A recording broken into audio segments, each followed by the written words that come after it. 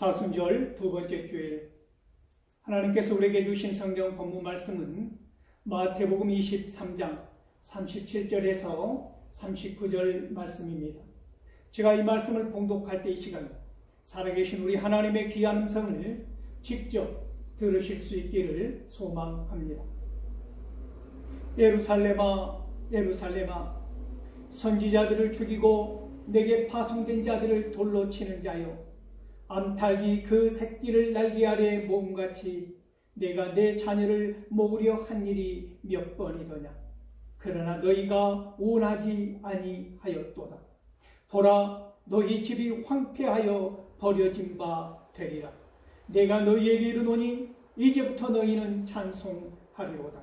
주의 이름으로 오시는 이요 할 때까지 나를 보지 못하리라 하시니라. 아멘. 이 본문 말씀을 가지고 예루살렘아, 예루살렘아 라는 제목으로 피차 은혜를 나누고자 합니다. 사랑하는 성도 여러분, 오늘은 사순절 두 번째 주일을 맞이하고 있습니다. 주님은 오늘 본문 말씀을 통하여서 예루살렘아, 예루살렘아, 아주 격정적인 마음의 한 단면을 드러내 보여주고 계시는 것이지요. 오늘 본문 말씀의 병행 구절인 누가복음 13장 31절에서 33절까지 그리고 34절에서 35절까지 이 말씀을 보면 누가복음 13장 31절에서 33절 말씀을 통하여서 예수님께서 예루살렘에서 죽는다는 말씀을 하신 후에 오늘 본문이 누가복음 13장 34절로 35절로 위치해 있다는 것입니다. 예수님께서는 마치 이 마태복음 23장에 대해서 어떤 결론 부분으로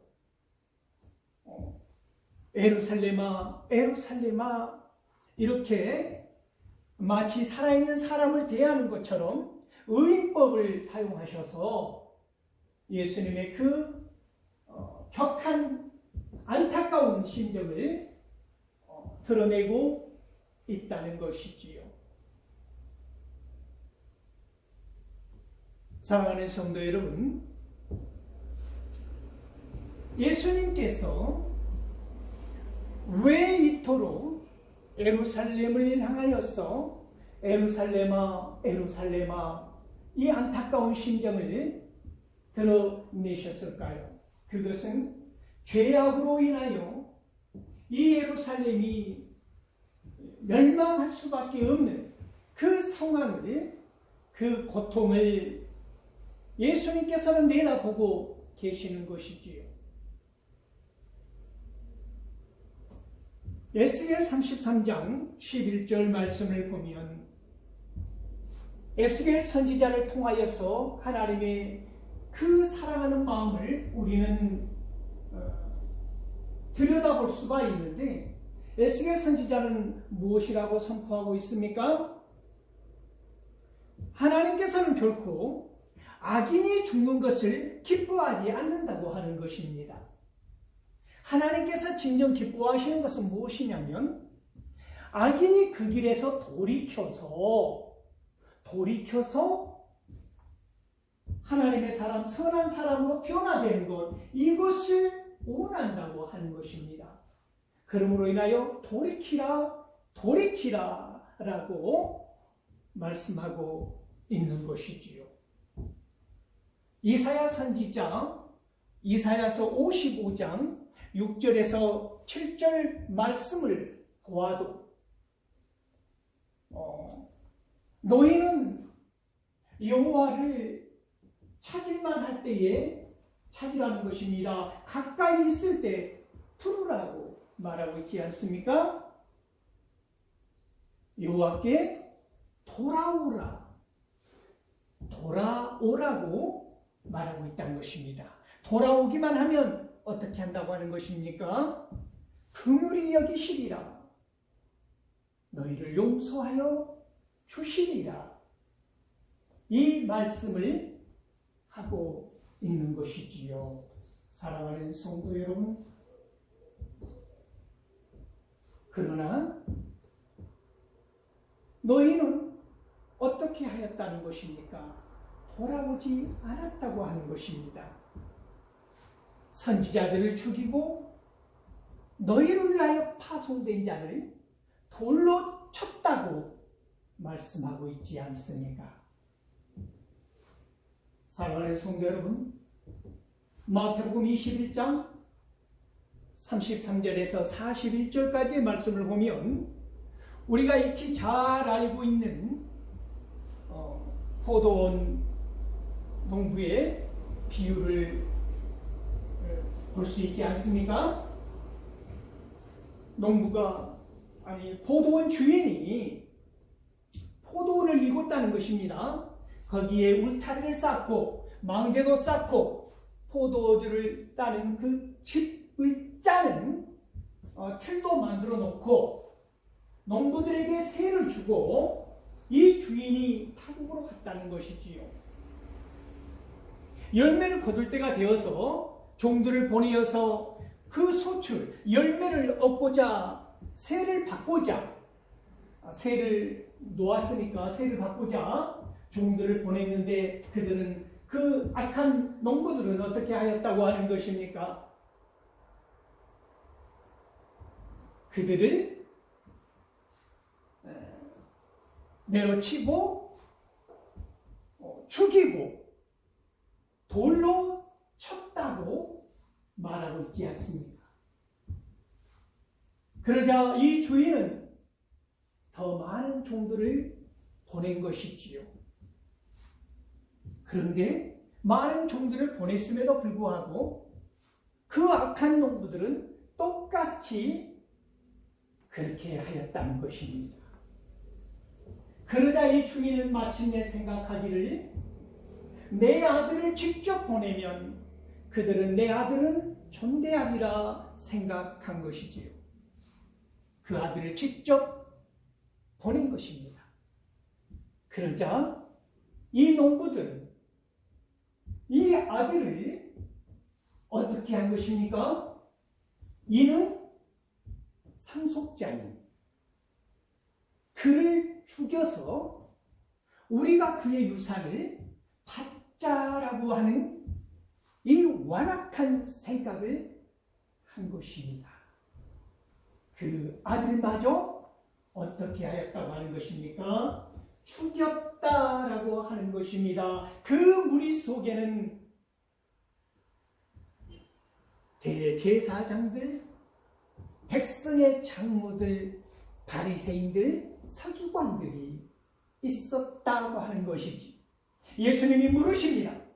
너희는 주인이 왔을 때 이 사람들을 어떻게 하겠느냐? 그들이 대답하는 것입니다. 이 악한 자를 죽여야 한다고 하는 것이지요. 진멸이라는 단어를 쓰지 않습니까? 그들의 입에서. 그리고 세를 바칠 만한 사람들에게 다시 세를 주어야 한다고 하는 대답을 그들이 하였다 하는 것입니다. 사랑하는 성도 여러분, 암탉이 자기 새끼를 날개 아래 모음과 같이 내가 너희 자녀들을 먹으려고 한 것이 몇 번이었더냐라고 말씀하십니다.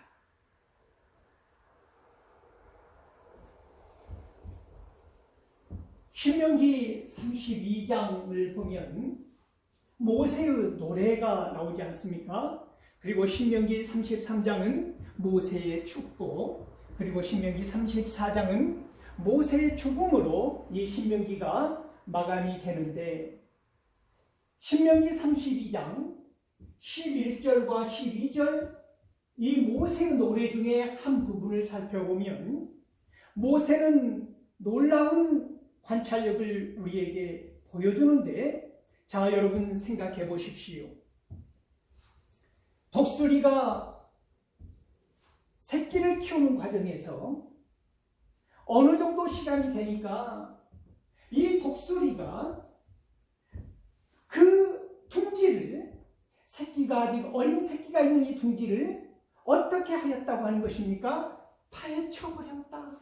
둥지를 파헤쳐서 없애버렸다는 것입니다.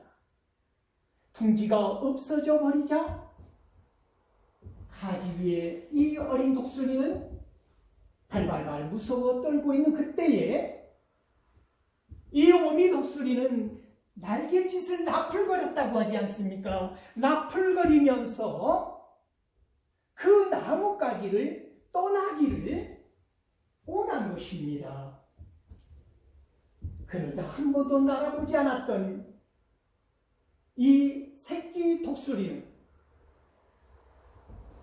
땅으로 떨어질 수밖에 없다고 말하고 있지 않습니까? 그때 이 어미 독수리는 날개로 펼쳐서 그 떨어지는 새끼 독수리를 받아서 업어서 날았다고 하는 말씀이 있다고 하는 것입니다.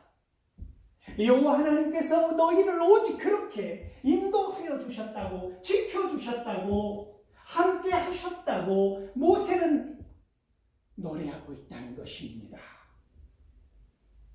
거기에는 그 어떠한 우상, 다른 신들이 없었다 하는 것이지요. 오직 하나님께서 우리를 인도하여 주셨다고 하는 이 놀라운 노래를 모세는 죽기 전에 찬양하고 고백하고 있다는 것입니다. 사랑하는 성도 여러분, 암탉이 그 새끼를 날개 아래 모으는 것은 과거의 어떤 이례적인 일이 아니지 않습니까? 오늘도 미래에도 그 일은 이루어질 것입니다. 어떤 암탉이 자기가 위험하다고 하여서 병아리들을 나몰라가고 혼자 살기 위하여 어떤 위험에 노출되었을 때, 어떤 매가 나타났을 때 그 병아리들을 놓아두고 도망가는 어미닭을 우리는 한 번도 본 적이 없지 않습니까?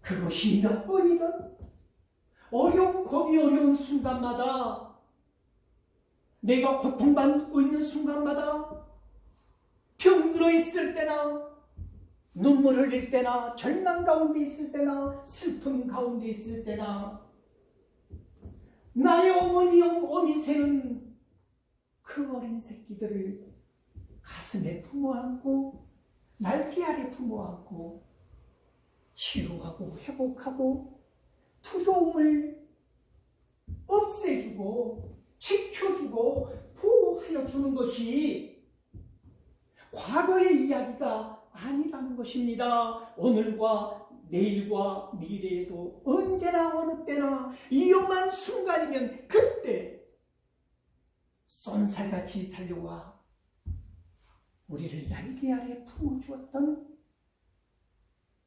그 상대가 누구든, 그 상대가 감히 저항할 수 없는 적이든 어떠한 공포든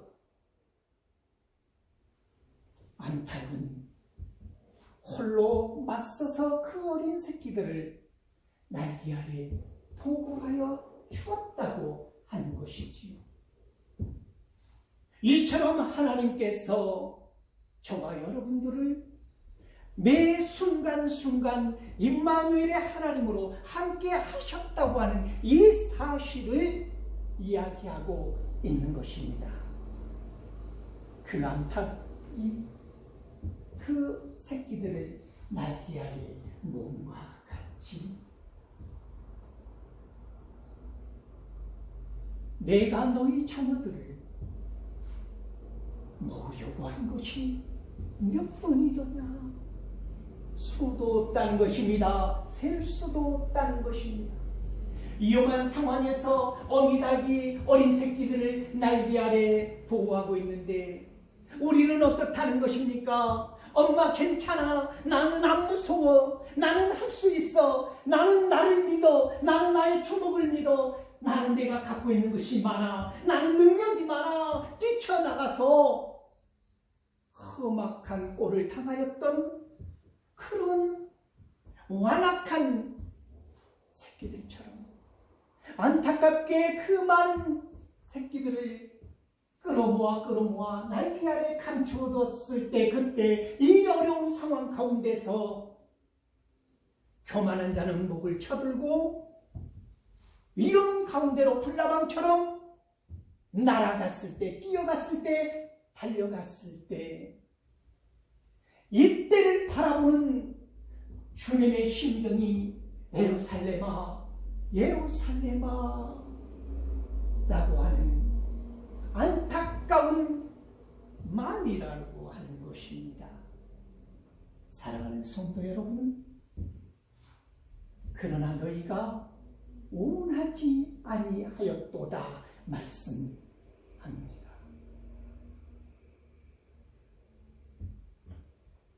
그 날개 아래 보호하여 주는 것을 어떻게 하였다는 것입니까? 그러나 너희가 원하지 아니하였다라고 말씀하는 것입니다. 요한복음 5장 40절 말씀에 보면 너희가 영생을 위하여 나에게 나오지 않았다고 하는 것입니다. 너희가 그것을 원하지 아니하였다고 하는 것은 단지 어떤 수동적인 자세로 배척한 것이 아니라 더 적극적인 완악함으로 어떻게 하였다는 것입니까? 돌을 던지고 죽이기까지 하면서 거칠게 저항하고 반항하고 격렬하게 배척하였다라고 하는 의미를 갖고 있는 것입니다.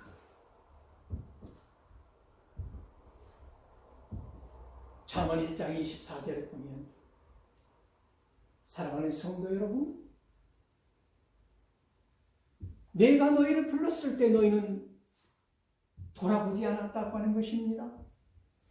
내가 너희에게 팔을 펼쳤을 때 너희는 아랑곳하지도 않았다고 말하고 있지 않습니까?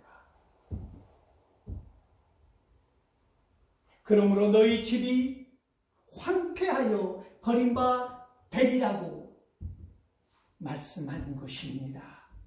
너희 집이라고 하는 것입니다. 성전이 있는 곳 예루살렘 나의 집이라고 하는 것이 아니라 주님은 오늘 너의 집이 황폐하여 버림바 되리라고 말씀하고 있다는 것입니다. 왜 너희 집일까요? 신앙의 중심지인 예루살렘이 여기에서 너희 집은 그러므로 성전을 의미하는 것이라 말할 수 있다는 것입니다. 너희 집은 또 예루살렘의 정치적인 중심지이므로 이것이 곧 예루살렘임은 그 국가 이스라엘이라고 말할 수 있다는 것입니다. 예루살렘의 멸망은 곧 한 국가의 멸망이다 라고 볼 수 있는 것이지요. 무슨 말씀입니까? 사랑하는 성도 여러분, 예수님을, 주님을, 하나님을 거칠게 배척하고 떠나가고 등 돌리고 돌이키지 아니한 사람들에게 있어서 그것이 국가든 그것이 궁궐이든 그것이 성전이든 그것은 더 이상 나의 집이 아닌 주님이 말씀하십니다. 너희 집이라고 하는 것입니다.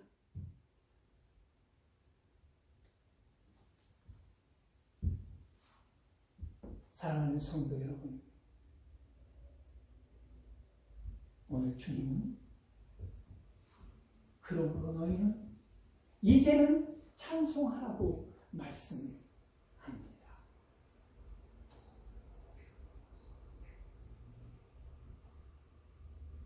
이제는 찬송을 하라. 주 예수의 이름으로 오시는 이렇게 다시 찬송할 때까지 너희는 나를 다시는 보지 못하리라 말씀하고 있지 않습니까? 여기에서 우리는 이 본문 말씀 앞에 있는 마태복음 21장 9절 말씀을 한번 볼 필요가 있습니다. 예수님께서 십자가의 구속 사역을 성취하시기 위하여 예루살렘으로 평화의 왕으로 입성하실 때에 그때 사람들이 앞에서 가고 뒤에서 따르며 뭐라고 소리쳤습니까? 호산나, 주 예수의 이름으로 오시는 이여, 호산나 호산나, 우리를 구원하소서 구원하소서. 수많은 사람들이 예수님을 찬양하고 환호하지 않았습니까? 왜 주님은 오늘 이 시간 이 순간 다시 이 찬송을 부르리라 말씀하시는 것일까요? 반드시 주님께서 재림주와 심판주로 다시 오신다고 하는 약속의 말씀이라고 하는 것입니다. 사랑하는 성도 여러분, 그때는 찬송하라는 것입니다. 그때는 심판주로 오실 뿐만이 아니라 찬송 가운데 영광의 주로 오신다고 하는 말씀을 하고 있다는 것입니다. 찬송 가운데 영광의 주로 오시는 이 모습은 무엇입니까?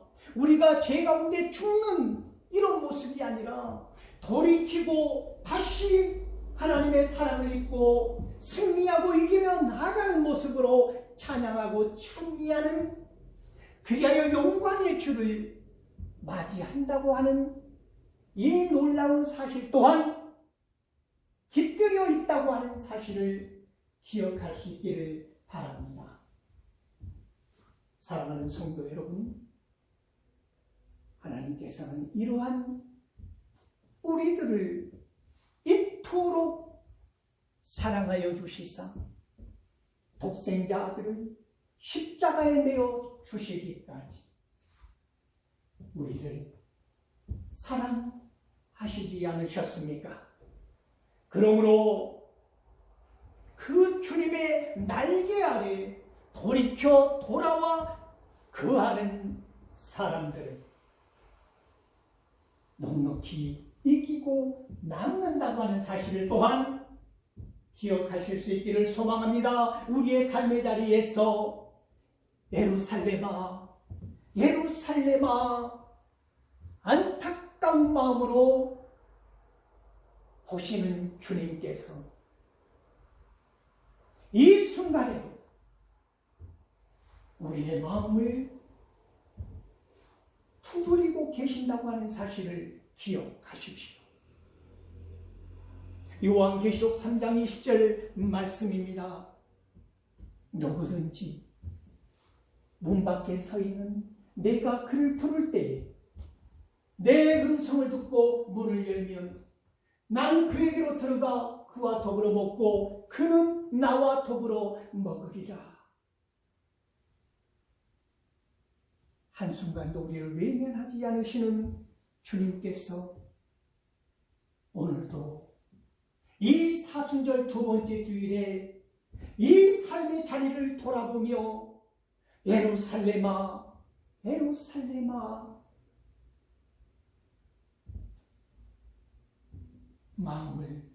안타까운 마음을